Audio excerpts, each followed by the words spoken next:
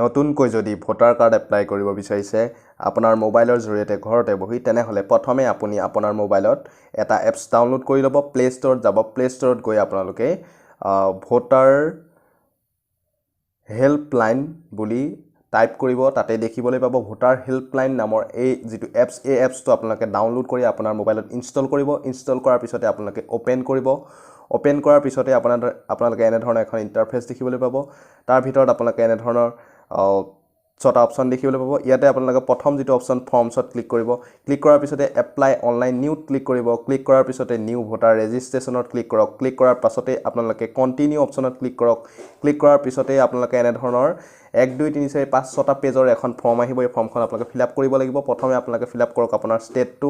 কি হয় তাৰপিছত আপোনালোকে ফিল আপ কৰক আপোনাৰ ডিষ্ট্ৰিক্ট তাৰপিছত আপোনালোকে ফিল আপ কৰক আপোনাৰ কনষ্টিটিউৱেঞ্চি কি হয় তাৰপিছত নেক্সট কৰক নেক্সট কৰাৰ পিছতে প্ৰথমে ইয়াতে আপোনালোকে দিয়ক নামটো তলত ক্লিক কৰাৰ লগে লগে আপোনাৰ নিজৰ ৰিজনেল লেংগুৱেজত আহি যাব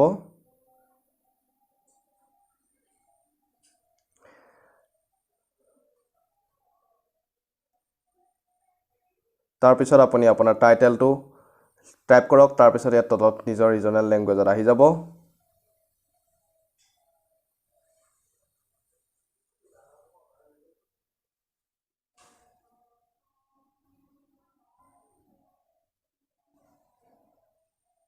তাৰপিছত আপোনালোকে টাইপ দিব ডেট অফ বাৰ্থটো আপোনাৰ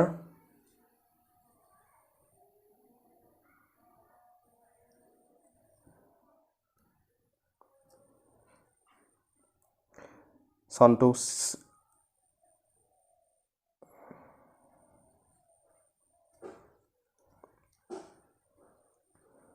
ডেট অফ বাৰ্থটো দিয়াৰ পিছতে আপুনি আপোনাৰ মেইল আছে যদি মেইল আইডি দিব যদি আপোনাৰ মেইল আইডি নাই মোবাইল নম্বৰটো কিন্তু অবিয়াছলি দিব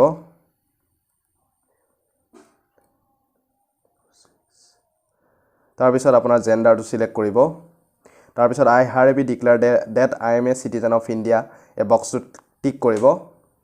একবাৰ আপুনি ভেৰিফাই কৰি ল'ব কিবা ভুল হৈছে নেকি যদি ভুল হৈছে যদি শুদ্ধ কৰিব যদি ভুল হোৱা নাই নেক্সট কৰিব নেক্সট কৰাৰ পিছতে ইয়াতে আপুনি আপোনাৰ হাউচ নম্বৰ ঘৰ নম্বৰটো দিব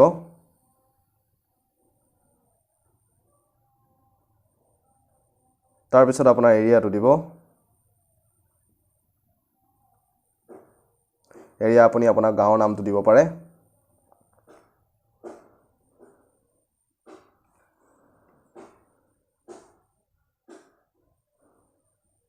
তাৰপিছত নিজৰ ৰিজনেল লেংগুৱেজত তলত আহি যাব তাৰপিছত আপোনাৰ ভিলেজটো দিব তলত ৰিজনেল লেংগুৱেজত অট'মেটিক আহি যাব তাৰপিছত আপুনি আপোনাৰ পোষ্ট অফিচ দিব ৰিজনেল লেংগুৱেজত আপোনাৰ তলত অট'মেটিক আহি যাব তাৰপিছত দিব আপোনাৰ পিন কোড তাৰপিছত আপুনি I am ordinarily residing at the address given above since ইয়াতে আপুনি বসবাস কৰি থকা ডেটটো দিব যেতিয়াৰ পৰা এই ঠাইত বসবাস কৰি আছে সেই ডেটটো দি দিব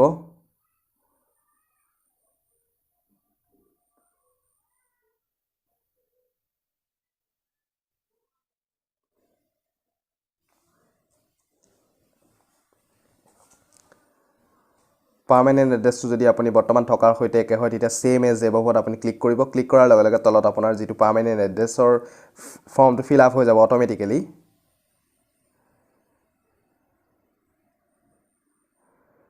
তাৰপিছত নেক্সট কৰিব নেক্সট হোৱাৰ পিছতে ফেমিলি ডিটেইলছ ফেমিলি একজন সদস্যৰ নাম দিব লাগিব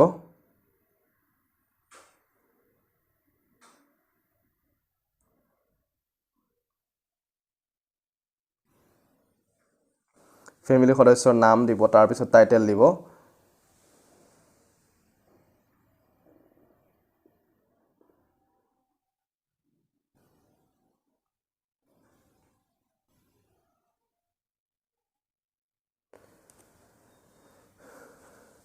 তাৰপিছত টাইপ অফ ৰিলেশ্যন দিব সদস্যজনৰ লগত আপোনাৰ ৰিলেশ্যন কি সেইটো দিব দিয়াৰ পিছতে যদি আপুনি কিবা ফিজিকেলি হেণ্ডিক্যাপ হয় ইয়াতে কিবা অপশ্যন আছে তাতে আপুনি ক্লিক কৰিব পাৰে যদি আপুনি নহয় তেতিয়া নেক্সট কৰিব পাৰে নেক্সট কৰাৰ পিছতে আপুনি তিনিটা অপশ্যন দেখাব your photo age proof address proof আৰু আপোনাৰ ফটো চাইজটো মেক্সিমাম চাইজ 2 MB তাতকৈ বেছি হ'ব নোৱাৰিব আপুনি আগতীয়াকৈ আপোনাৰ ফটো আৰু এজ প্ৰুফ আপোনাৰ পান কাৰ্ড এড্ৰেছ প্ৰুফ আপোনাৰ বেংক পাছবুক আপুনি ৰেডি কৰি ল'ব মোবাইলত ফটো মাৰি ডকুমেণ্ট চাইজত বনাই ৰাখি ল'ব তাৰপিছত ইয়াতে ইয়ৰ ফটোটো ক্লিক কৰিব ক্লিক কৰি গেলেৰীত যাব গেলেৰীত গৈ আপুনি যিটো বনাই ৰাখিছে ফটো তাত যাব গৈ পেলাই আপুনি ফটোটো সিলেক্ট কৰিব ফটোটো সিলেক্ট কৰি এনেধৰণে আপুনি সম্পূৰ্ণ ফটোটো সিলেক্ট কৰি দিব লাগিব সম্পূৰ্ণ সিলেক্ট কৰি দিয়াৰ পিছত ক্ৰপ কৰিব ক্ৰপ কৰিলে আপোনাৰ ইয়াতে আপলোড হ'ব তাৰপিছত এজ প্ৰুফ আপুনি কি দিব টাইপ অফ ডকুমেণ্টত গৈ পান কাৰ্ড সিলেক্ট কৰিব যদি পান কাৰ্ড দিয়ে পান কাৰ্ড আপুনি পান কাৰ্ড আপলোড কৰিবৰ কাৰণে আপুনি এলবামত যাব এলবামত গৈ তাতে আপুনি আপোনাৰ পান কাৰ্ডটো আপুনি সিলেক্ট কৰিব সম্পূৰ্ণভাৱে এনেধৰণে সিলেক্ট কৰি দিব সিলেক্ট কৰাৰ পিছত ক্ৰপ কৰিব ক্ৰপ কৰিলে লগালগ আকৌ আপলোড হ'ব তাৰপিছত আপুনি type of document address proof কি দিব টাইপ অফ ডকুমেণ্টত ক্লিক কৰক ক্লিক কৰি আপুনি যদি বেংক পাছবুক দিছে বেংক পাছবুকত ক্লিক কৰিব ক্লিক কৰাৰ পিছত এড্ৰেছ প্ৰুফ যিটো ঘৰ থাকিব তাতে ক্লিক কৰিব ক্লিক কৰি আপুনি এলবামত যাব এলবামত গৈ আপুনি যিটো আপুনি আপলোড কৰি ৰাখিছে যিটো বনাই ৰাখিছে আপুনি বেংক পাছবুক সম্পূৰ্ণভাৱে আপলোড কৰিবৰ কাৰণে সেইটো আপুনি সিলেক্ট কৰিব সম্পূৰ্ণ ফুল্লি ভাল ধৰণে সিলেক্ট কৰিব সিলেক্ট কৰাৰ পিছত ক্ৰপ কৰিব ক্ৰপ কৰিলে লগালগ ইয়াতে আপলোড হ'ব আপলোড হোৱাৰ পিছতে আপুনি দেখিব গতিকে বস্তু সম্পূৰ্ণ হৈ গৈছে হোৱাৰ পিছত নেক্সট কৰিব নেক্সট কৰাৰ লগে লগে I am citizen of India and place of my birth is আপুনি ইণ্ডিয়াৰ চিটিজেন হয় লগতে কোন জেগাত আপুনি জন্ম হৈছিল ষ্টেটটো সিলেক্ট কৰিব ডিষ্ট্ৰিক্টটো সিলেক্ট কৰিব তাৰপিছত আপোনাৰ ভিলেজ বা টাউন সিলেক্ট কৰিব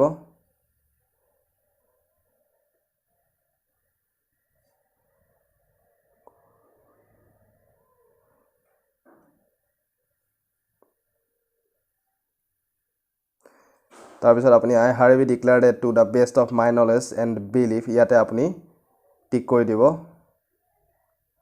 তাৰপিছত আপোনাৰ প্লেচটো দিব আৰু যিটো ডেট আপুনি এপ্লাই কৰা ডেটটো অট'মেটিকেলি যিদিনা আপুনি অনলাইন কৰিব সেইদিনা অট'মেটিকেলি ইয়াতে ফিল আপ হৈ যাব এইটো আপুনি দিব নালাগে আৰু লগতে এটা বক্সত ক্লিক দিব I have not applied for inclusion of my name earlier anywhere ইয়াতে আপুনি টিক কৰিব টিক কৰাৰ পিছত ডান কৰিব ডান কৰিলে ইয়াতে এখন ফৰ্ম আহি যাব সম্পূৰ্ণ ডিটেইলছ আপুনি কি ফিল আপ কৰিছে কি আপুনি ইনপুট কৰিছে সেইখিনি শুদ্ধ হৈছে নে নাই সেইখিনি ইয়াতে শ্ব' কৰিব ইয়াতে আপুনি ভালধৰণে চাব চেক কৰিব এবাৰ ভেৰিফাই কৰিব তাৰপিছত আপুনি ছাবমিট কৰিব লাগিব কাৰণ কনফাৰ্ম বাটনত ছাবমিট কৰাৰ পিছত নেক্সট সলনি কৰিব নোৱাৰে গতিকে ইয়াতে ভাল ধৰণে আপোনালোকে এবাৰ চাই ল'ব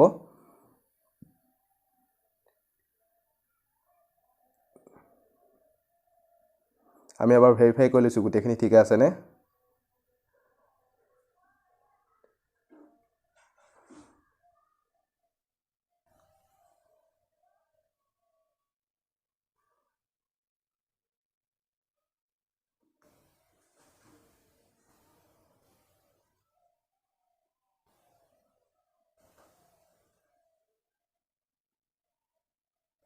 তাৰপিছত কনফাৰ্ম বাটনত ক্লিক কৰিব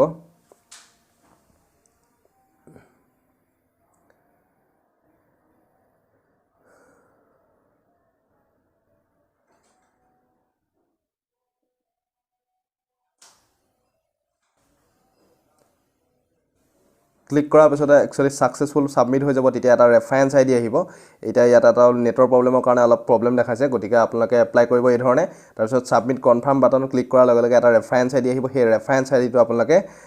ৰাখি দিব সেই ৰেফাৰেঞ্চ আইডিৰ জৰিয়তে আপোনালোকে মই দেখাই দিছোঁ কেনেধৰণে আপুনি চেক কৰিব পাৰিব আপোনাৰ ডিটেইলছ গতিকে ৰেফাৰেঞ্চ আইডি যেতিয়া পাব তেতিয়া আপুনি ইয়াতে দেখিছে যিটো হাতৰ চিনত ভোটাৰ অপশ্যনত ক্লিক কৰিব ক্লিক কৰাৰ পিছত ইয়াতে চেক ফৰ্ম ষ্টেটাছত ক্লিক কৰিব ক্লিক কৰাৰ লগে লগে ইয়াতে ৰেফাৰেঞ্চ আইডিটো ইনপুট কৰিব ইনপুট কৰি আপুনি ট্ৰেক ষ্টেটাছত ছাবমিট কৰিব লগে লগে তেতিয়া আপোনাৰ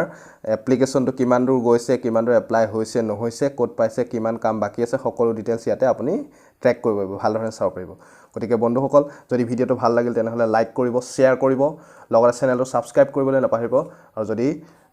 যদি ভাল লাগিছে তেনেহ'লে এতিয়া এটা লাইক কৰক আৰু আজিলৈ ইমানেই বন্ধুসকল জয় আই অসম ধন্যবাদ